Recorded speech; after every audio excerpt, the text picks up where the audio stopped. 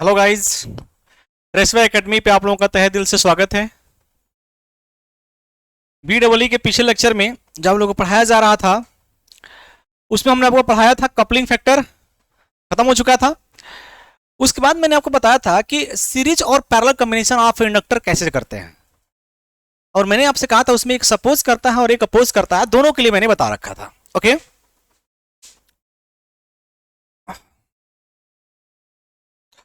दोनों के लिए मैंने आपको बता रखा था, सपोज और अपोज करने का दोनों गुण मैंने आपको बताया था कि कैसे सपोज करता है और कैसे अपोज करता है। तो सपोज बता दिए थे, आज हम पढ़ेंगे अपोज। जरा ध्यान दीजिएगा।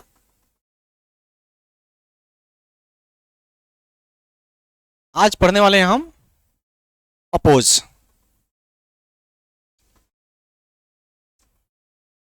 ठीक है, देखिए अभी भी हम सीरीज ही पढ़ेंगे, अभी भी हम सीरीज ही पढ़ेंगे, लेकिन सीरीज में पढ़ेंगे अपोज।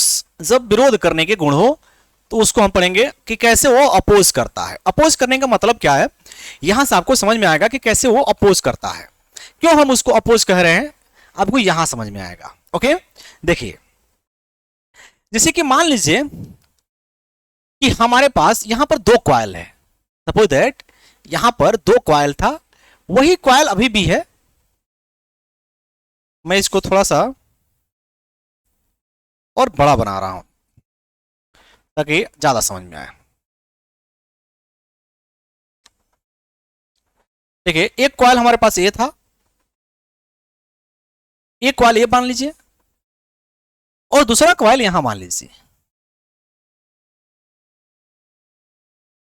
तीन चार जैसे मर्जी जितना नंबर ऑफ टर्न्स रखिए, उससे मतलब नहीं है, यहां मान लीजिए।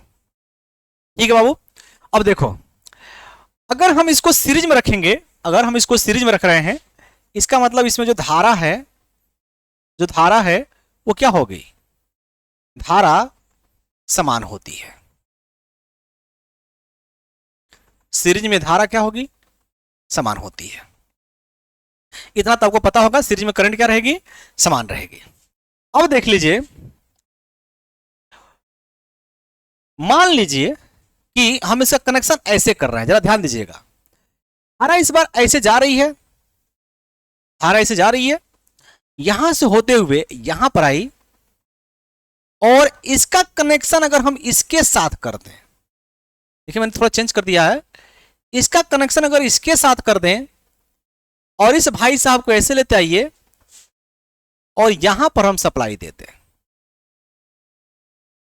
देखिएगा कनेक्शन मैंने इस प्रकार कर दिया है। तो इस समय भी धारा जो जाएगी ऐसे जाएगी, धारा ऐसे जाएगी, धारा ऐसे जाएगी। देखो दोनों में अंतर क्या हुआ, अभी भी धारा समान है, वही धारा वैसे इसमें से होके आएगी, अभी भी धारा समान है। अंतर क्या हुआ, अंतर बस इतना हुआ कि दोनों में जो धारा फ्लो हो रही थी उनकी दिशा चेंज हो गई। पहले देखिए दोनों में सेम दिशा में था, इस बार अपोजिट डायरेक्शन में है। इसका मतलब क्या हुआ, अगर ये नॉर्थ बनाएगा ये साउथ बनाएगा तो इसमें उल्टा बनाएगा, इधर साउथ उधर नॉर्थ बना लेगा। कहने का मतलब ये है। तो देखिए अगर इसमें, अगर इसमें ये भाई साहब नॉर्थ बना रहे हैं, ये साउथ बना रहे हैं, तो देखिए इसमें धारा इधर से आ रही है, धारा जिधर से आ रही है, तो इसमें ये बना लेंगे नॉर्थ और ये क्या बना लेंगे, साउथ। धारा और उसका डायरेक्शन क्या हो जाएगा, चेंज हो जाएगा, ऐसा हो जाएगा। अब मान लीजिए, अब मान लीजिए धारा की दिशा क्या हो गई, चेंज हो गई, तो फ्लक्स देखिए कैसे होगा।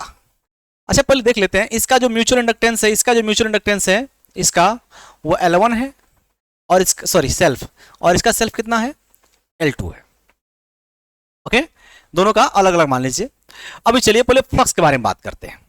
तो ये स्वयं के धारा की वजह से, स्वयं के धारा की वजह से एक EMF उत्पन्न करेंगे, वो हम मान लेते हैं कौन सा है, E1। आइए स्वयं के द्वारा उत्पन्न करेंगे तो वो कौन सा हो जाएगा, E2। E1 और E2 क्या है, E1 और E2 क्या है बाबू, E1 और E2 ये कौन सा EMF है, सेल्फ EMF, और E2 भी कौन सा EMF है, सेल्फ EMF। और E1 डैश और E2 डैश ये कौन सा EMF रहेगा हमारा, ये रहेंगे म्यूचुअल EMF। ठीक है, म्यूचुअल EMF हम कौन सा मानेंगे, E1 डैश और E2 डैश को। तो अभी सेल्फ के बारे में बात करते हैं, फिर म्यूचुअल के बारे में बात करेंगे।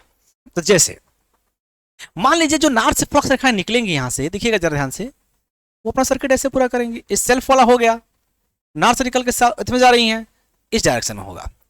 अब इधर वाला भी ऐसे ही होगा। तो दिखा लीजिए क्या दिक्कत है। ठीक है, इस सेल्फ वाला हो गया, इसमें भी सेल्फ वाला दिखा लिया जाए तो ऐसे निकल के ऐसे होगा, और इसमें भी ऐसे निकल के ऐसे होगा। ये देखिए नॉर्थ से साउथ ऐसे होगा ना, बाहर की तरफ निकलेंगे तो ऐसे रहेगा और ऐसे रहेगा। ठीक है, इसमें देख लीजिए नॉर्थ से साउथ ऐसे और ऐसे। तो ये तो स्वयं सेल्फ वाला हो गया। तो मैं बात करूं कि अगर टोटल ईएमएफ हमारा ई हो तो मैं क्या लिख सकता हूं? मैं यही लिख सकता हूं, यहां पर क्या लिख सकता हूं बाबू? E equal to E1 plus E2 लिख सकता हूं। लेकिन केवल सेल्फ तो रहेगा ही नहीं, अगर सेल्फ रहता तो E1 प्लस E2 लिख लीजिए, कोई दिक्कत नहीं था हमको। इनके वजह से उसमें म्यूचुअल, इनके वजह से इसमें म्यूचुअल होगा। कैसे होगा वो देख लेते हैं। देखिए अगर उसको भी देख लिया जाए कि म्यूचुअल कैसे होगा,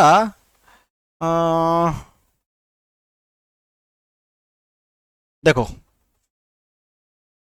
देखो म्यूचुअल कैसे होगा, जरा ध्यान देना।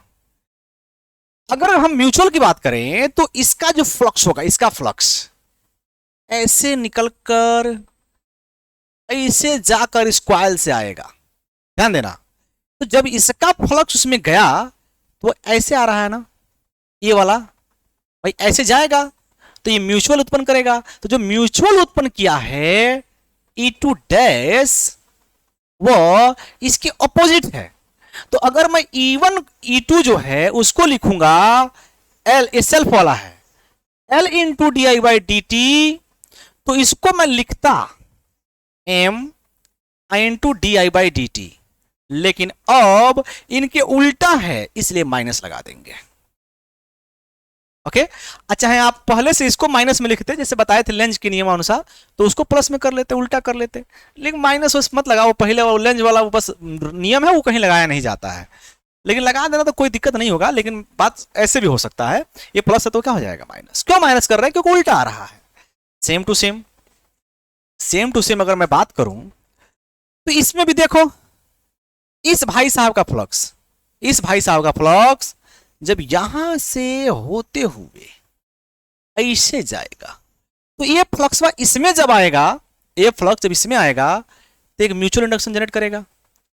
अब देखो ये दोनों, ये वाले और ये वाला डायरेक्शन उल्टा है, इसका मतलब जो ये या इसमें म्यूचुअल उत्पन्न करेंगे वो होगा हमारा E1 डैश, वो भी हमारा होगा minus M into D I by D T, उल्टा उत्पन्न करेंगे।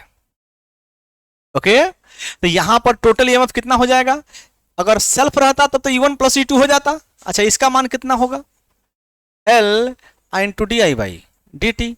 एक मिनट, ये L1 है और ये L2 है, तो सेल्फ रहता, लेकिन म्यूचुअल भी काम करेगा तो दोनों को लेके चलना पड़ेगा हमको साथ में। तो कितना लिखेंगे?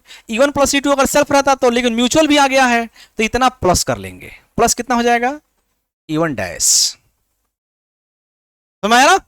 अरे सेल्फ प्लस E1 डैश, और माइनस हम है तो बाद में लगा लेंगे, वो बात अलग है, लेकिन इतना होगा। उस तरह E2 प्लस E2 डैश, ये लिखिएगा आप लोग इतना। ओके अब माइनस लगा लेंगे हम। अब E की वैल्यू कितनी आ जाएगी? ये हो जाएगा E1। अच्छा चलो वैल्यू रख देते हैं। अब इसकी वैल्यू कितना आ जाएगा बताओ? E1 की वैल्यू है L1 into D I by D T plus, इसका वैल्यू कितना है?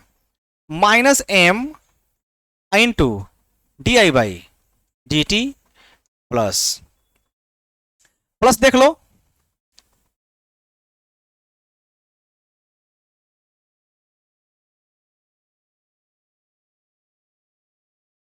उधर हटाओ भाई साहब को।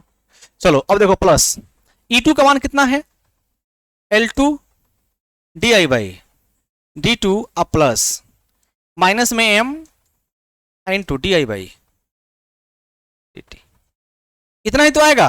एक काम करो, इसमें से भी वही काम करो, D I by D T बाहर ले लो, तो डी आई बाई अगर डी टी हम बाहर ले लेंगे तो ब्रैकेट में कितना बचेगा? L1, L2 को यहां लिख लो प्लस L2, M और M minus M minus M, यही तो बचेगा। या E इक्वल टू कितना लिख सकते हो? L1 plus L2 minus 2m into di/dt, समीकरण नंबर 1। आया समझ में? कहां से आया ये? ठीक है, और वही काम करेंगे फिर से हम जो अभी तक करते आ रहे हैं। अब क्या करेंगे बाबू?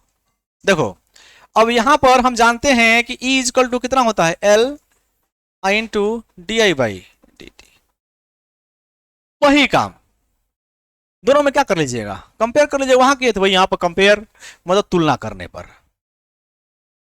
तुलना करने पर L का मान कितना आ जाएगा, L1 plus L2, L1 plus L2, sorry L1 plus L2, अब माइनस कितना आ जाएगा 2। तो देखो पहले वाले में और इसमें थोड़ा सा अंतर हो गया। अगर सपोज करेगा तो इंडक्टेंस बढ़ जाएगा और अपोज करेगा तो इंडक्टेंस घट जाएगा, इसमें माइनस आ जाता है। तो पहले वाले में और इसमें थोड़ा सा आपको अंतर ऐसे देखने को मिलेगा, याद रहेगा। अब देखिए जो फार्मूला हमारा आया हुआ है, अगर देखिए अब अगर मान लीजिए सपोज दैट, अगर मान लीजिए आपसे ये कहा जाए, अगर आपसे ये कहा जाए कि सीरीज के लिए, किसके लिए बाबू, सीरीज के लिए इंडक्टेंस कितना आता है, प्रेरकत्व कितना आता है, तो फार्मूला याद रखना है आपको, L इक्वल टू, ये फार्मूला याद रखना है L1 plus L2 plus minus 2m, इतना ही तो आ रहा था, प्लस माइनस क्यों लगा दिए हैं, ठीक है, इतना लगा लेंगे आप लोग ये फार्मूला, ठीक। और जहां लिखेंगे का, जहां प्लस का मतलब हुआ सपोज करेगा, ठीक है, सपोज्ड, और माइनस का मतलब क्या करेगा, अपोज करेगा। अगर कहेगा वो कि सपोज कर रहा है, साथ दे रहा है, हेल्पिंग नेचर का है, तो प्लस लगाइएगा, और कहेगा विरोध कर रहा है तो आप माइनस लगाइएगा। ओके, तो दोनों फार्मूले के लिए दो सब मिला जुला के इतना फार्मूला लास्ट में आप लिखेंगे। अगर सीरीज कॉम्बिनेशन पूछता है तो आपको इतना तो सॉल्व करना ही पड़ेगा, 2.5 नंबर 5 नंबर का होते हैं। वैसे इसको पूछने के कम चांस रहते हैं, मैं कह सकता हूं लगभग 40% चांस है, लेकिन फिर भी कभी कभी पेपर टफ बनते हैं तो ऐसे क्वेश्चन आपको पूछे जा सकते हैं, तो इसलिए तो जरूर इसको पढ़कर जाइएगा। ओके, चलिए इस पर एक न्यूमेरिकल करते हैं, जरा ध्यान दीजिएगा। आइए एक न्यूमेरिकल करते हैं कि अगर आपसे ऐसे क्वेश्चंस आ रहे हैं तो कैसे न्यूमेरिकल आप लोग इसका करेंगे। देखिए एक छोटा सा न्यूमेरिकल है, न्यूमेरिकल दे रखा है कि दो कुंडलियां जिनके मध्य युग्मन गुणांक दे रखा है, दो कुंडलियां जिनके मध्य युग्मन गुणांक के का मान दे रखा है। दो कुंडली है, क्वेश्चन मैं लिखूंगा नहीं, थोड़ा टाइम कम है, दे रहा है उनके बीच का युग्मन गुणांक दे रखा है 0.5। दो कुंडलियों का युग्मन गुणांक 0.5 है, के मान दिया हुआ है। फिर कह रहा श्रेणी में संयोजित है, श्रेणी में मतलब दो कुंडलियां हैं, चलिए लिख ही देते हैं, जब तक मैं लिखूंगा इसको तब तक मैं लिख दूंगा, ठीक है। क्वेश्चन है दो कुंडलियां, चाहे दो कुंडली जो श्रेणी में है, दो कुंडली जो श्रेणी में है, जो श्रेणी में है, ठीक है, श्रेणी में है, के का मान 0.5 है, युग्मन गुणांक दे रखा है। फिर कह रहा है कि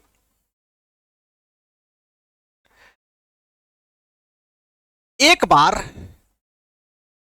बार हेल्पिंग नेचर का है,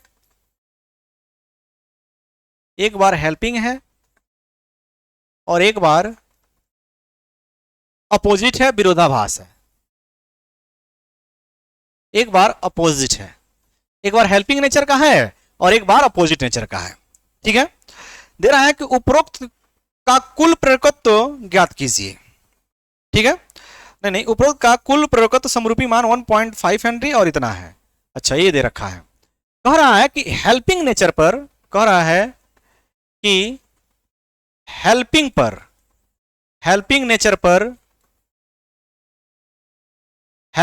पर टोटल जो L का मान दिया हुआ है 1.9 हेनरी दिया हुआ है, L का मान, ठीक है। और विपरीत में अगर विरोध कर रहा है, मतलब अपोजिट नेचर जब है, अपोजिट नेचर में और एल का जो मान दिया हुआ है वो दे रखा है 0.7 हेनरी, 0.7 हेनरी। तो कह रहा है कि इसके लिए, कह रहा है इसके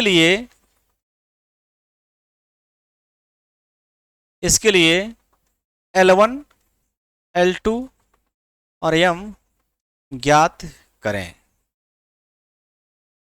क्वेश्चन ध्यान दीजिएगा, क्वेश्चन क्या कह रहा है जरा इसमें ध्यान दो। क्वेश्चन ये कह रहा है कि दो कुंडली श्रेणी में है, कपलिंग फैक्टर दिया हुआ है, एक बार मतलब एक बार हेल्पिंग नेचर एक बार अपोजिट नेचर में यूज कर रहे हैं। हेल्पिंग नेचर पे एल का मान इतना है और अपोजिट नेचर पे एल का मान इतना है। तो कह रहा है आप टोटल ज्ञात कीजिए कि टोटल आपका जो एल है, L1 और L2 और M, वो कितना काम करेंगे और इस पर आपको काम करना है। ओके, तो कैसे उसको फाइंड करेंगे आइए देखते हैं। देखिए सबसे पहले L1 हमको निकालना है, L1 और L2। तो जो हमारा दिया है पहले उसको लिखते हैं। ओके, क्या क्या दिया है पहले देख लेते हैं। देखिए हमारे पास L1 plus L2 plus 2M helping nature का है, कितना दिया है 1.9। इक्वेशन नंबर फर्स्ट बना लीजिए, ठीक है। 1.9 दिया है हेल्पिंग नेचर में, तो कितना लिख लेंगे 1.9 हेल्पिंग नेचर का। फिर दिया है L1 प्लस L2 अब माइनस 2M इक्वल टू भी दिया हुआ है, कितना दिया है 0.7। इक्वेशन नंबर सेकंड बना लीजिए, ठीक है। इतना दे रखा है। चलिए एक काम करें, दोनों को जोड़ दीजिए। जब दोनों को जोड़ेंगे तो देखिए दोनों कट जाएंगे, बचा है कितना 2 times of L1 plus L2 equal to, दोनों जुड़ जाएगा तो कितना जाएगा 9 7 16 1 2, 2 पॉइंट कितना आ जाएगा 6 आ जाएगा। तो यहां से आपका L1 अब प्लस L2 का जो मान आ जाएगा 2.6 by 2 equal to 1.3। Equation number third. L1 plus L2 का मान कितना आ गया 1.3 आ गया। लेकिन हमको तो क्या निकालना है, L1 और L2 निकालना है, ठीक, और M निकालना है। तो आप इसमें अगर L1 प्लस L2 का मान इसमें से किसी में रख देंगे तो M निकल के यहां से आ जाएगा। देख लीजिए कैसे। अगर समीकरण एक में L1 प्लस L2 का मान रख दीजिए। ये सब न्यूमेरिकल है, ऐसे न्यूमेरिकल भी आ सकता है। अगर उसमें L1 प्लस L2 का मान रख देंगे तो कितना आ जाएगा L1 plus L2 plus 2M equal to कितना है बाबू 1.9। L1 प्लस L2 का मान जो निकाले हो यहां से वो उसको रख दो, तो इस पूरे का मान कितना आया है 1.3 प्लस 2M इक्वल टू 1.9। तो यहां से 2M कितना आ जाएगा बाबू 2M इक्वल टू 1.9 और माइनस 1.3, कितना बचेगा इसमें से 0.6 बचेगा। यही तो बचेगा, अरे 1.99 में से 3 जाएगा 6 बचेगा, 1 में से 1 जाएगा 0 बचेगा। अब यहां से M कितना आ जाएगा, M equal to 0.6 divide by 2 equal to 0.3, मतलब M की वैल्यू आ गया 0.3 और L1 प्लस L2 का मान आ गया हमारे पास। अब मान लो फिर हम इससे तो निकाल नहीं पाएंगे, इससे निकल नहीं पाएगा। अगर हम एक फार्मूला हम जानते हैं, कपलिंग फैक्टर दिया हुआ है, थोड़ा उससे देखते हैं क्या निकलता है। तो कपलिंग फैक्टर जो दिया हुआ है वो दिया है कितना होता है बाबू K equal to M divide by root में L1 और L2। तो यहां पर देख लो, अगर मैं इसका स्क्वायर कर दूं तो कितना आ जाएगा K square equal to M square divide by L1 into L2। तो यहां से L1 इंटू L2 निकाल लो, M बाई कितना आ जाएगा K स्क्वायर। M का मान कितना है 0.3 का स्क्वायर और K का मान दिया है शायद 0.5 का स्क्वायर।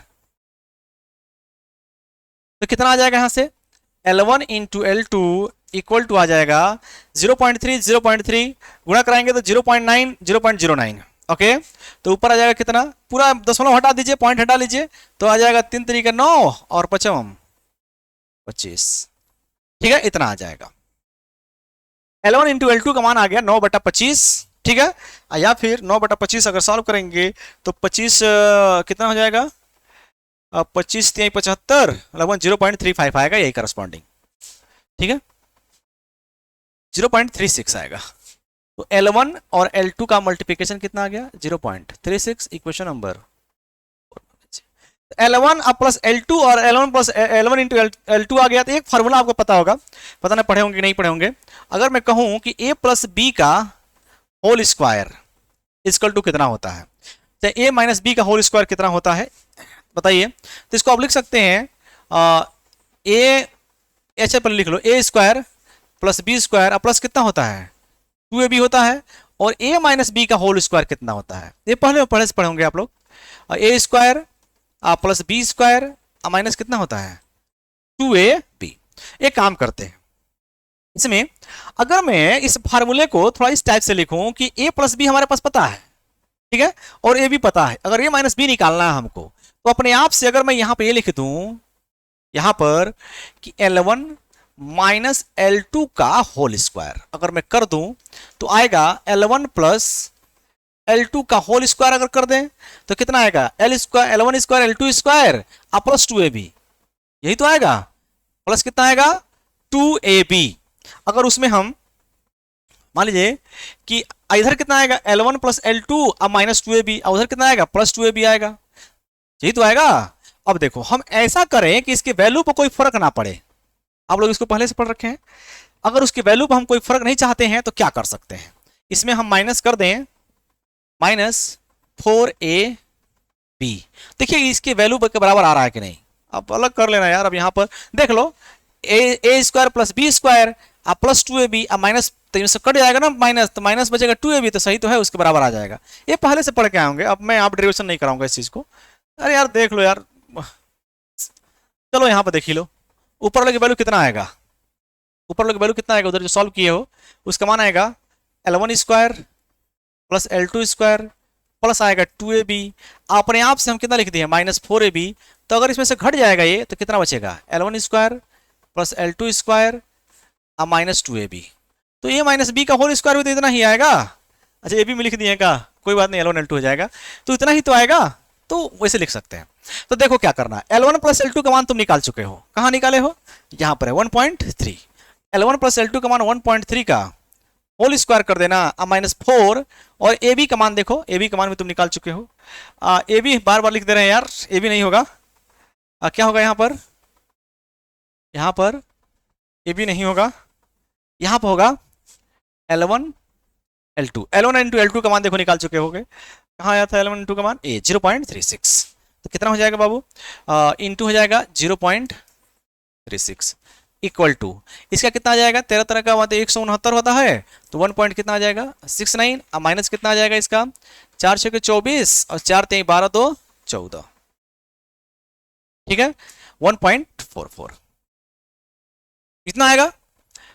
ठीक, अब इसको माइनस कर दीजिए, जब माइनस करेंगे तो कितना आ जाएगा, यहां से देख लीजिए, माइनस करेंगे तो 9 में से 4 जाएगा 5 और 6 में से 4 जाएगा 2, आइए 0 आ जाएगा, 1 पॉइंट इतना आएगा, तो ये आ जाएगा L1 माइनस L2 का होल स्क्वायर था। अगर इतना निकालेंगे तो इसका वर्गमूल निकल जाएगा, तो वर्गमूल कितना आ जाएगा 0.5, मतलब L1 माइनस L2 का मान 0.5 आ गया। ऐसे आपको सॉल्व करना है, कितना आ जाएगा 0.5, और ये हो गया हमारा समीकरण नंबर कौन सा, मान लीजिए 4 5।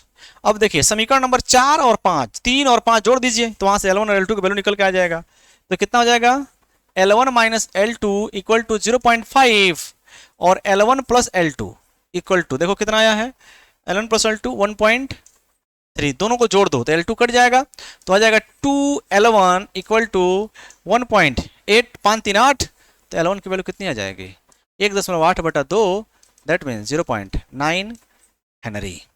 L1 निकल गया।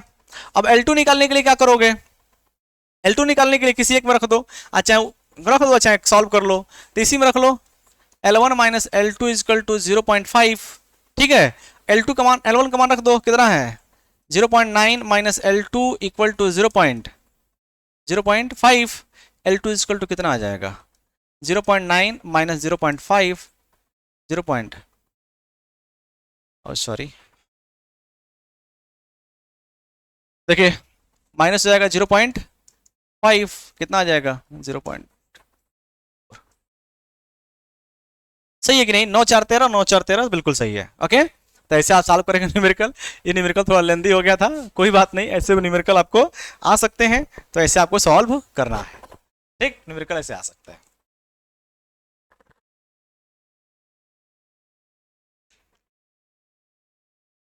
तुम भी कहोगे सर जी आज बहुत टफ टफ चीजें पढ़ा रहे हैं क्या आज? टफ नहीं है, आसान है आप लोगों के लिए। न्यूमेरिकल्स है तो न्यूमेरिकल तो करना ही पड़ेगा आपको। ठीक, तो ऐसे न्यूमेरिकल्स आपको आ सकते हैं एग्जाम में, तो इससे पढ़ना जरूरी है। टफ नहीं है, सॉल्व ज़्यादा लेंदी है, थोड़ा ही बात है। तो ऐसे न्यूमेरिकल आ सकते हैं, 5 नंबर में से न्यूमेरिकल पूछता है।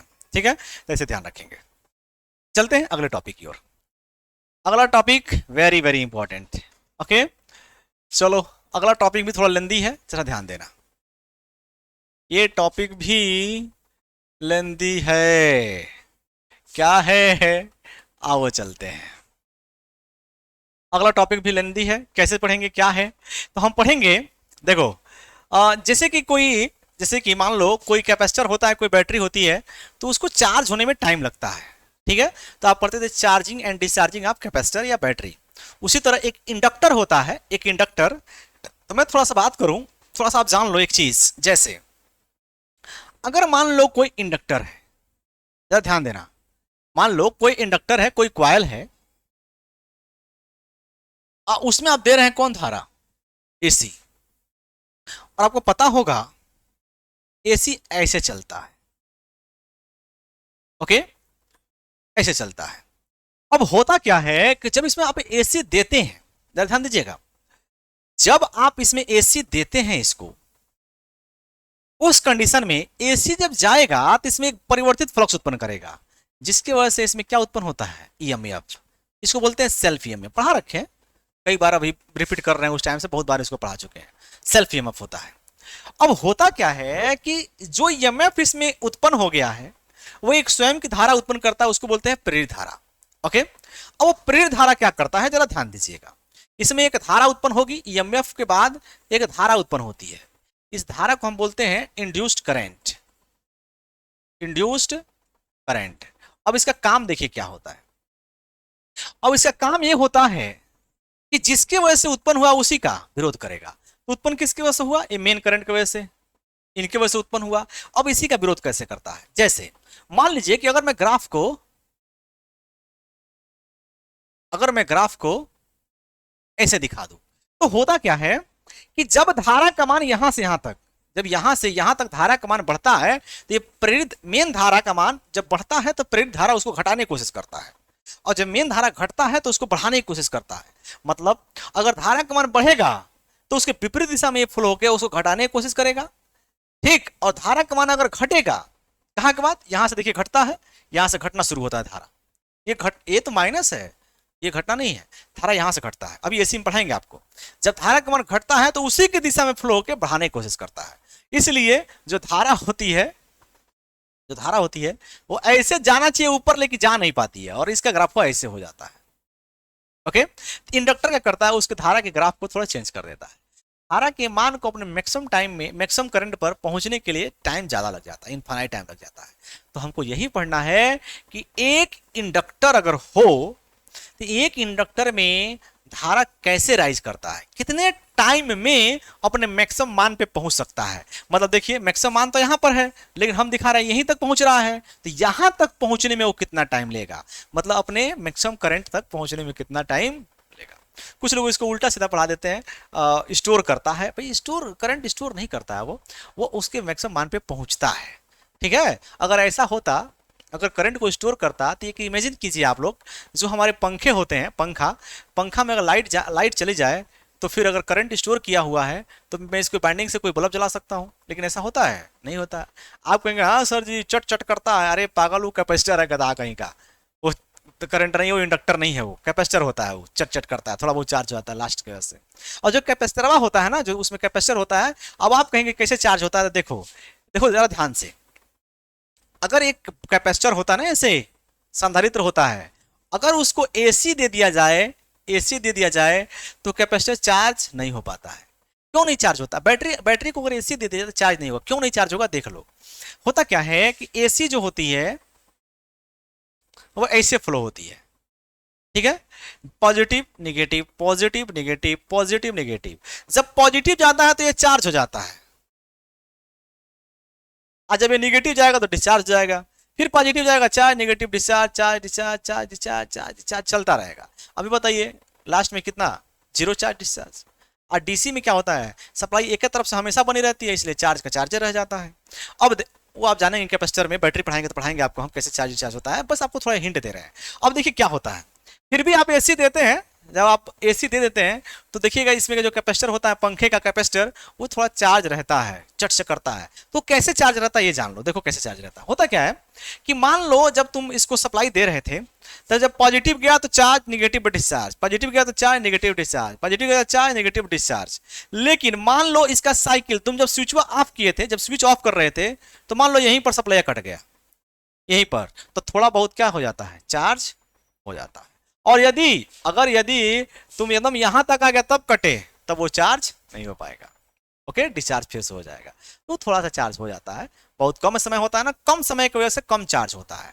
एक कैपेसिटर को फुल्ली चार्ज होने में इनफाइनाइट टाइम लग सकता है। ओके, तो ये याद रखेंगे, ये थोड़ा सा बता दिया आपको, एक्स्ट्रा नॉलेज था। तो हमको बस इतना मतलब है कि जो इंडक्टर होता है, इंडक्टर में जो करंट है उसको मैक्सिमम मान पे पहुंचने के लिए बहुत ज्यादा टाइम लगता है, और फिर घटने के लिए, जीरो होने के लिए बहुत ज्यादा टाइम लगता है। तो वही हमको पढ़ना है।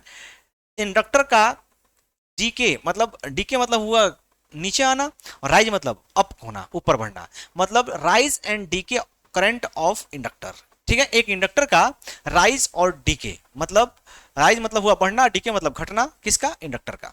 एक कॉइल में करंट कैसे बढ़ता है, कैसे घटता है, उसी का आपको यहां पर डेरिवेशन करना है। तो ये भी बहुत आपके लिए क्या रहेगा, इंपॉर्टेंट रहेगा। ओके,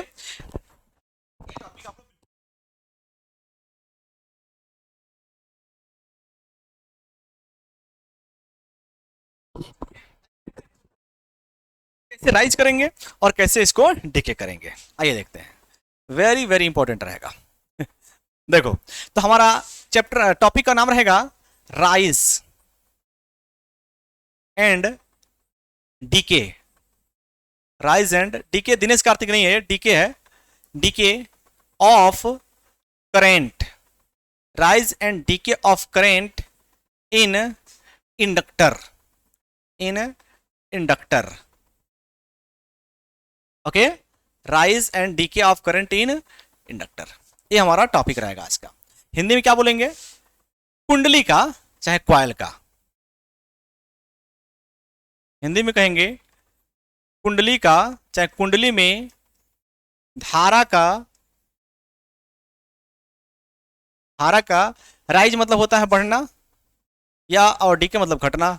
अच्छा, बोल सकते हैं धारा का राइज मतलब होता है, राइज मतलब होता है बोल सकते हैं इंक्रीजमेंट। अच्छा चलो लिखो, धारा का बढ़ना तथा घटना, धारा का बढ़ना तथा घटना। तो पहले हम पढ़ेंगे कौन सा, बढ़ना। ओके, पहले हम पढ़ेंगे राइज। तो पहले हम क्या पढ़ेंगे, राइज।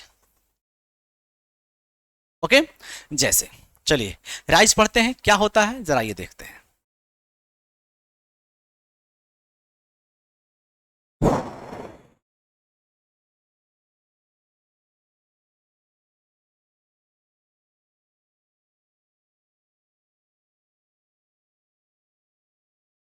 ज्यादा छोटा तो नहीं हो गया,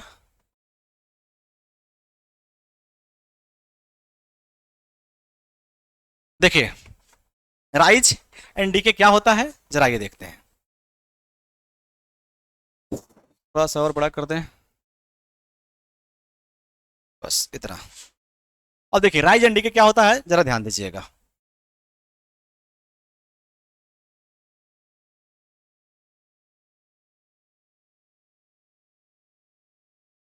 देखो बाबू, राइज एंड डीके किससे बनाएंगे आप, कैसे इसको सॉल्व करेंगे, कुंडली में धारा का बढ़ना तथा घटना। जरा ध्यान दीजिएगा, जैसे कि हमारे पास एक कुंडली था, जैसे एक हमारे पास कोई क्वाइल था। अब इस क्वाइल का ही रेजिस्टेंस यहां पे हम लगाएंगे, इस क्वाइल का ही रेजिस्टेंस आर है, और इसको आप यहां से एसी सप्लाई दे रखे हैं। देखिएगा ये क्वाइल का ही रेजिस्टेंस है, एक बार बताए थे, जब वायर को मोड़ देते हैं तो क्वाइल बन जाता है, लेकिन उसका रेजिस्टेंस उसमें रहेगा, उसी को मैंने अलग से दिखा रखा है। ओके, मैंने पढ़ाया था जब एनर्जी स्टोर पढ़ा रहे थे, उसे पढ़ाए थे। रेजिस्टेंस मान लीजिए इसका आर है और इसका इंडक्टेंस एल है। जो हमने सप्लाई वोल्टेज दिया है वो वी है। यहां का जो वोल्टेज है, यहां पर जो वोल्टेज है वो मान लेते हैं V1, और यहां का जो वोल्टेज है वो मान लेते हैं V2। ओके, तो यहां पर कुछ चीज मानेंगे हम, क्या मानेंगे, आप ये माना कि नहीं लिखते हैं एग्जाम में, इसको जरूर लिखा कीजिए। माना कि आर क्या है बाबू, यहां पर मैं लिखूं आर क्या है, आर जो है कॉइल का क्या है, रेजिस्टेंस है, अलग से नहीं जोड़े हैं, उसी का रेजिस्टेंस होता है, कोई कॉइल प्योर नहीं होता है। और एल क्या है, कॉइल का इंडक्टेंस है, प्रेरकत्व है, कॉइल का क्या है, ये इंडक्टेंस है। ठीक है, अब देखो हम जो वोल्टेज इसको दिए हुए हैं जरा इस पे चर्चा करते हैं। जो वोल्टेज दिए हैं V, मैं लिख सकता हूं क्या, V1 प्लस V2, बिल्कुल लिख सकते हैं। V इक्वल टू हम लिख सकते हैं V1 प्लस V2। और ये बताइए, आप जानते हैं कि इसमें जो धारा, उसमें धारा मान लेते हैं कितनी फ्लो रही है, I, तो इसको मैं लिख सकता हूं I इंटू आर, आई इसको मैं लिख सकता हूं L into D I by D T, inductor की वोल्टेज जितना होता है। अब उसी को पुटअप कर दीजिए यहां पर। अब उसी को जब यहां पे पुटअप करेंगे, उसको जब यहां पुटअप करेंगे तो कितना आ जाएगा V का मान, देखिए V का मान हो जाएगा I into R plus L I into D I by D T, इतना आ जाएगा L into D I by D T. एक काम करिए, आई आर को इधर लाइए तो कितना आ जाएगा, V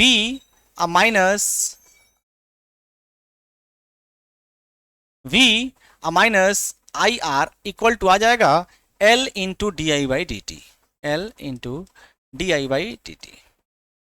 ओके, इतना आ जाएगा। अभी मैं पढ़ा रहा था, जैसे मैं कॉलेज में भी पढ़ाता हूँ, विकास इंजीनियरिंग कॉलेज है, उसमें पढ़ाते भी हैं, तो उसमें कुछ बच्चे थे जो सिविल में मैकेनिकल में थे। अब समझो को उनको ये नहीं समझ में आ रहा था, जैसे जैसे इलेक्ट्रिकल की चीज़ें, जो भाई सिंपल सी बात है, इलेक्ट्रिकल की चीज़ें वो लोग कम पढ़ते हैं, तो मैं उनको दोष नहीं दूंगा। मैकेनिकल वाले इलेक्ट्रिकल की चीज़ कम पढ़ते हैं, इलेक्ट्रिकल वाले मैकेनिकल की चीज़ें कम पढ़ते हैं।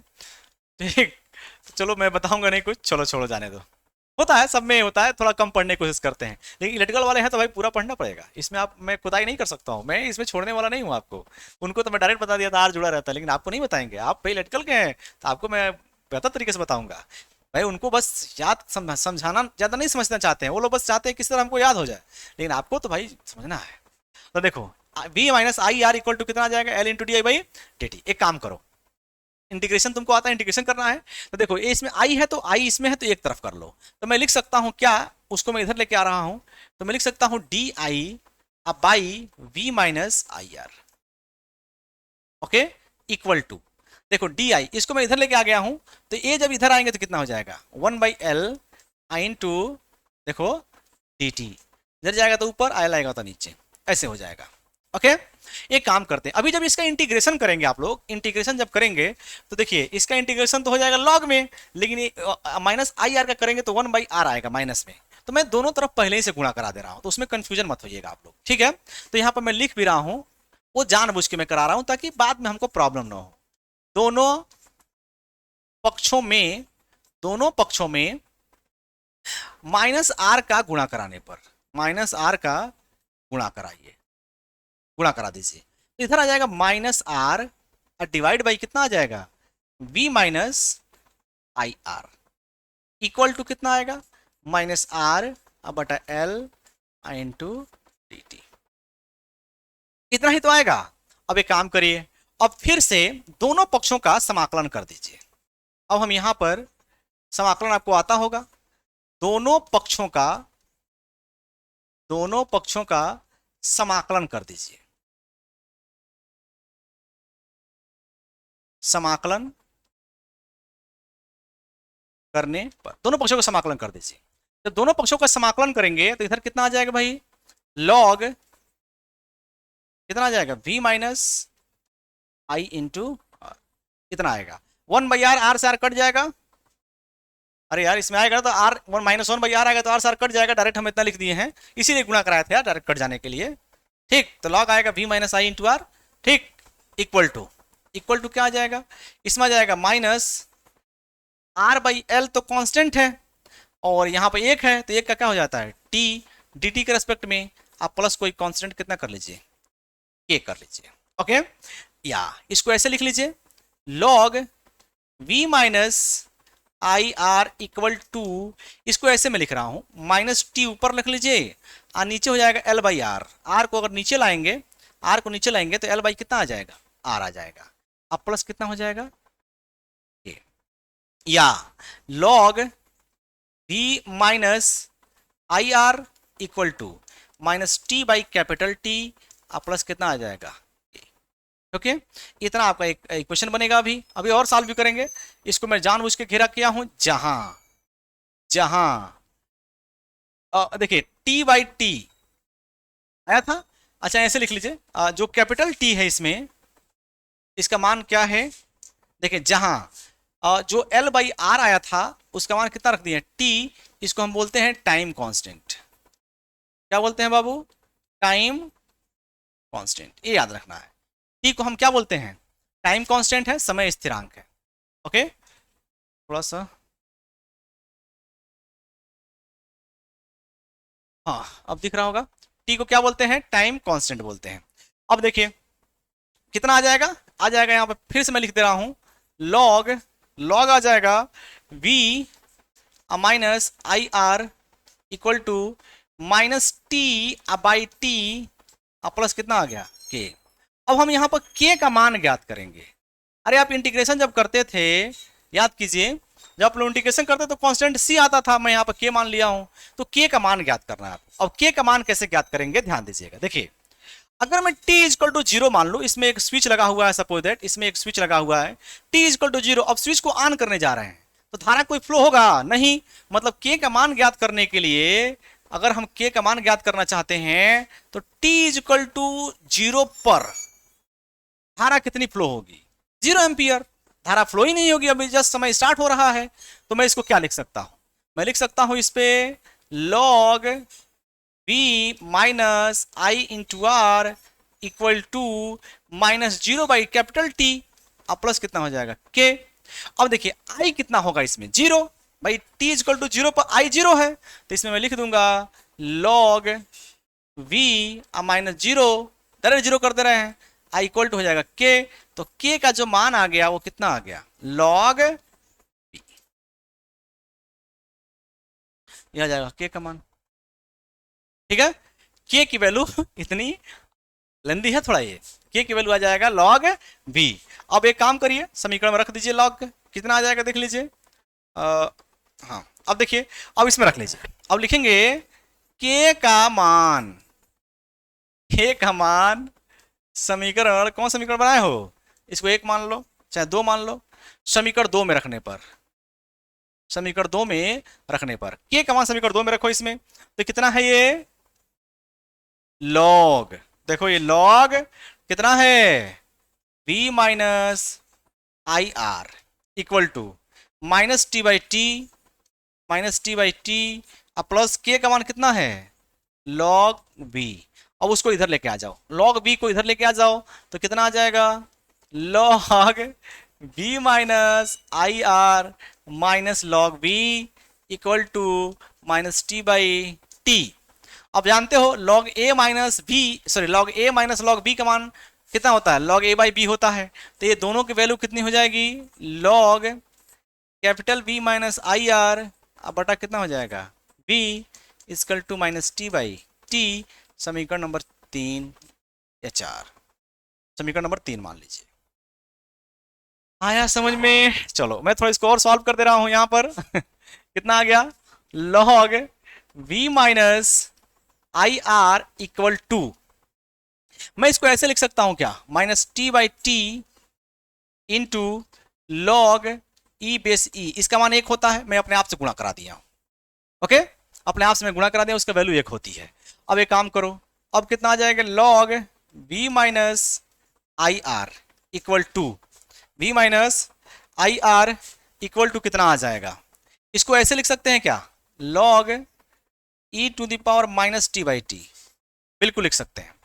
आप जानते हैं वहां वाला आगे आ जाता है, अगर यहाँ पर है तो आगे आ जाता है, वही बतिया तो यहाँ पर है, उसी को मैंने उल्टा लिख दिया हुआ है। अब एक काम करिए, अब एंटी लॉग लीजिए, एंटी लॉग बोथ साइड, दोनों साइड का एंटी लॉग लीजिए। जब एंटी लॉग लेंगे आप,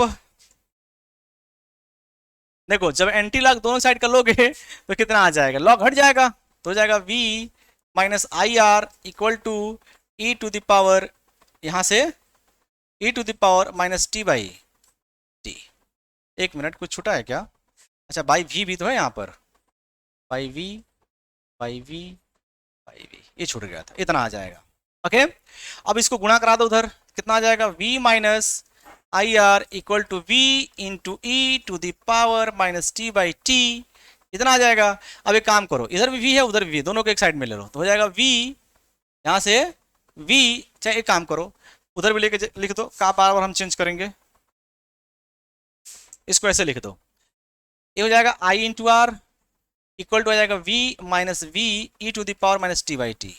मैथ होता आता है कि नहीं, ये सब मैथ है, मैथ में ऐसे ही करना रहता है, ठीक। अब देखो इसमें से v कॉमन ले लो, कितना बचेगा, 1 minus e to the power minus T by t, i into r, यहाँ से आई निकाल लो, आई इक्वल टू कितना आ जाएगा, आई इक्वल टू हो जाएगा v बटा r 1 minus e to the power minus T by t, और आई इक्वल टू यहाँ से आ जाएगा, ये हो जाएगा आई एम, कैपिटल मतलब ज़्यादा वोल्टेज है, v बटा आर का मान होता है i m, 1 minus e to the power minus T by t, इतना आएगा। ठीक है, आज का लेक्चर बहुत लंबा हो गया, बच्चे ज़्यादा न्यूमेरिकल देख के, न्यूमेरिकली पार्ट देख के परेशान हो जाते हैं, लेकिन ऐसे सॉल्व तो करना ही पड़ेगा आपको। ओके, ऐसे आपको सॉल्व करना है, आई इक्वल टू आ जाएगा i m e to the power minus T by t. और आज के लिए इतना, thank you, tata bye bye, चलते हैं, ठीक, मेहनत करते रहिए, आगे मिलते हैं, फिर से मिलते हैं, ओके।